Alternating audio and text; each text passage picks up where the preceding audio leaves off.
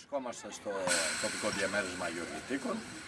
Είμαστε στο Δημοτικό Σχολείο στο Σερεγγέλιο, ένα ωραιότατο πέτρινο κτίριο παραδοσιακό. Πριν λίγο καιρό ολοκληρώσαμε τις εργασίες στο αθλητικό κέντρο, ένα γηπεδάκι 5x5. Το προσφέραμε στους νέους του χωριού μας. Ο Δήμος δίνει ιδιαίτερη βαρύτητα για την νέα γενιά, η οποία αποτελεί το μέλλον της αυριανής μας κοινωνίας. Και θέλω να πιστεύω ότι είναι ένας τόπος που συγκεντρώνονται τα νέα παιδιά, όχι μόνο της σχολικής ηλικίας, αλλά και τα μεγαλύτερα παιδιά και οι έφηβοι, και περνούν δημιουργικά τον ελεύθερο χρόνο.